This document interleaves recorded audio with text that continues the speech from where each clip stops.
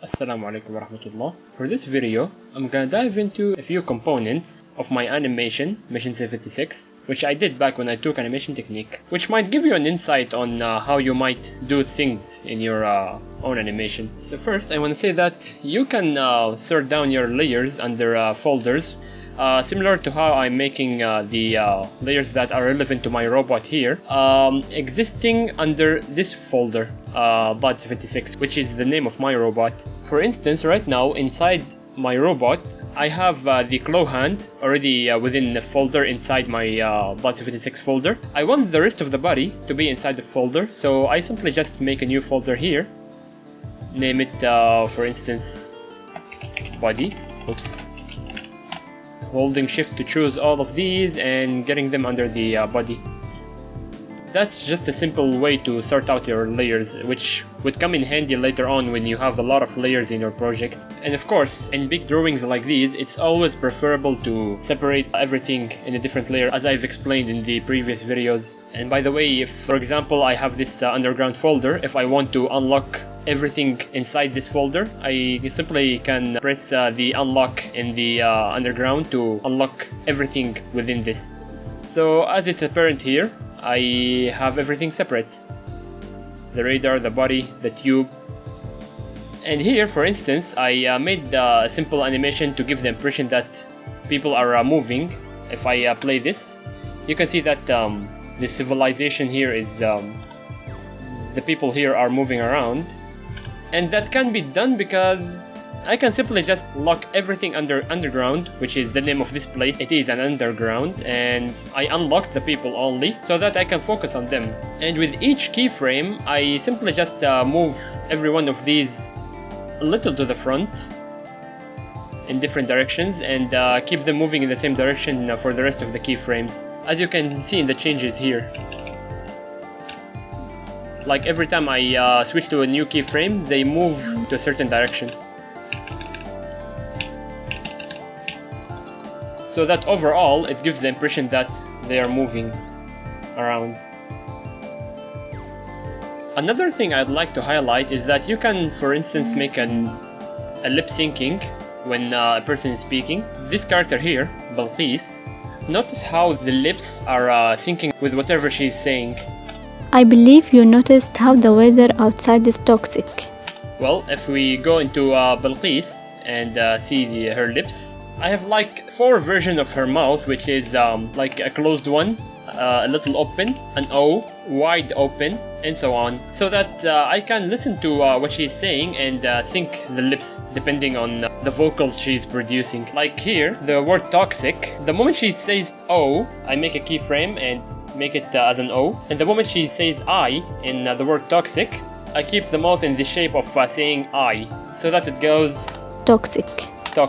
Of course, you can make more variations in the mouth to match out what she's saying in the voice acting. It's really up to you, but I did this just to give some fancy addition to my animation back then. It's time consuming, but worth it when you complete it by the end. But of course, if you don't really want to make lip syncing, you can simply make the mouth open and close. Make it give the impression that he or she is speaking. It's really up to you though. In my case, I did the lip syncing. The same goes here in this screen. As you can see, the all these writings are separate in different keyframes, where you can see the small changes every time I go in the timeline. You can see that 1 or 2 things are changed in the screen. But because they are so close to each other and there is no gap between each keyframe, it comes in as natural speed and gives the impression that things are written quickly in the screen. Now I want to show you guys how I make this smooth movement, which I actually discussed in the previous physical class, but just to show those who didn't attend my last physical class how to do it. It can allow you to have this smooth movement, or the plane moving in a constant speed, then moves faster. So for these, I'm gonna recreate this movement of my robot. I'm gonna copy all the pieces that belong to the robot and paste it here. So right now I have this robot with his different parts, and if I want him to move smoothly to this side, if I use the traditional frame-by-frame animation, I'm gonna have to make a keyframe with each movement, something like this. Keyframe, move a little bit to the right, keyframe, keyframe, doing the same, keyframe, doing the same. But doing it that way might be a waste of time, and you're gonna end up having a kind of clunky animation. You can see the stops between each movement he makes. So instead of doing that, we can just make it a motion animation which is generated by the computer. Let's say after 1 second I want him to be at this position. So after 1 second, I'm gonna move him all the way here, so that when the animation starts, he's at the left. Once 1 second passes, he's gonna be at the right. So to make the transition or the movement from here to here, I'm gonna have to make him a symbol first by highlighting the robot and right click, convert to symbol. Maybe I can name this robot moving right. Right now he's a symbol. Of course, because you're making this whole thing one single shape, it's gonna crop up all the components into one layer. So for now I'm gonna delete this, and I want him to move to this position. So of course, because I made a keyframe here at this moment, it's gonna make a keyframe of this shape, because I don't have the different separate parts anymore. I only have this shape. So in this particular second, I'm gonna move him to the right. So if I want to make the transition from this keyframe to this keyframe in this duration, because right now there is no movement between the two keyframes, I'm gonna right click, create classic tween. This will give the in-between between these two the movement it needs. Of course, you can control the speed by controlling the number of frames between these two keyframes. Maybe I can make this closer to here, like before you reach 1 second, he's gonna be in this position. So it's gonna be faster. You can control this depending on what you exactly want to do in your animation, but hope you get the idea from this. And always remember to convert it to symbol, because you want the computer to program this whole drawing as one singular shape. And of course, if you tried not to make it a shape, let's try to cancel the tween and break this down by pressing Ctrl B, as I explained in the previous videos. If you try to make a classic tween, it's gonna force you into making these keyframes or this drawing into being a symbol. So yeah, one more thing which I found myself using a lot in my animation is this black fade out. If you want to do that, for example, I want to make a fade out after my robot reaches the right hand side of the screen here. Maybe I can make a layer for the black screen. I'm gonna make my fill color black as well as the stroke, and fill the screen with black color. Alright, so when exactly do I want this black color to appear? I want it to start at the moment the robot reaches the right hand side, so I'm gonna make a keyframe here. So here at the first frame, I'm gonna delete this by pressing backspace, so that when I reach here, the black screen will start appearing.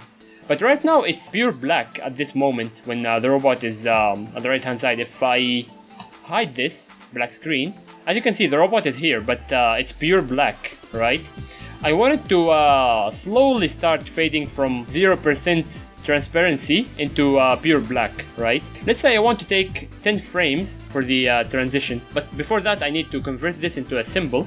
Let's call this black screen fade, for instance. And after 10 frames, I'm gonna make a keyframe. Right now I want this to start from 0 transparency and start fading black into pure black here. So to do that, in this millisecond, in this keyframe, you're gonna press the black screen, go to properties, and check in the color effect. One of the styles is alpha. So you can control the alpha to be 0% in order to have the black screen transparent, completely transparent with 0%, as you can see. And when you reach the next keyframe, which is pure black, it's gonna transition. And the same way as you did here, you're gonna make a classic tween.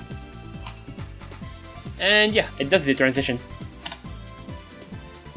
But of course the robot disappears because you're extending the frames of the robot until this millisecond. So I'm gonna press F5 here to extend the duration the robot will be appearing on the screen until the screen goes pure black. So when the screen transitions, the robot is still here because you extended the robot layer. And of course, if you want the black screen to be behind the robot, you can always control the layers level. So if I made the black screen under the robot's layer, it's gonna fade behind the robot, which might allow you to make some cool ideas, such as giving the audience the impression that the robot is speaking to himself when the black screen goes black behind the character, which is a common technique used in many storytelling movies or animations. And build up a civilization again. Logically speaking, they deserve the knowledge, and I should help them. But why is part of my programming denies me from providing them with the knowledge? One of the things you can do with motion animation is, for instance, like here, raising the tool. I have the tool in layer and the background in another layer. I'm gonna lock the background. This is basically already converted into a symbol. I want this to close after perhaps 15 frames. I'm gonna make a keyframe here. Extend the background. If you want to rotate any shape you have, it will mostly rotate from the center. But in my case here, I want this to close down, right? So you see this small white circle here. This is basically the joint which allows you to rotate the shape around it. So if I move this white circle here, the joint will be placed in this spot. So when you rotate the shape, it's gonna rotate around this white circle here. So that's what I want to do. I make a closing in this keyframe, and of course to make the transition between the two, I'm gonna make the classic tween, and yeah, it closes. One more thing, here I control the camera to zoom out, and to do that, for instance here I want to zoom out in this stage, just press C, which will make the camera layer appear here. Basically you can control the zooming from this meter, and the same way as the others you can make a smooth transition. For instance, I want to zoom in after 1 second passes. I'm gonna extend the rest. Here it's normal. In this keyframe, I'm gonna zoom in. If the meter disappears, to get the meter to appear again, just press C.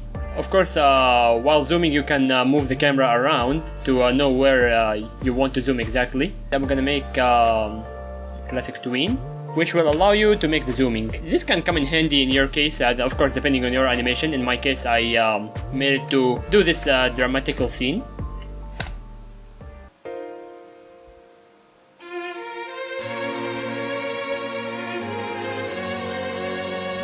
The war is still going.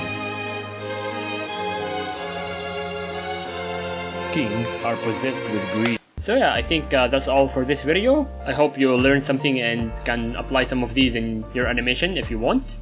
And feel free to contact me if you need any assistance. And of course, if you ask me directly, I can help you with any specific problems you are facing in your own project. So feel free to contact me if you need. Thank you for watching.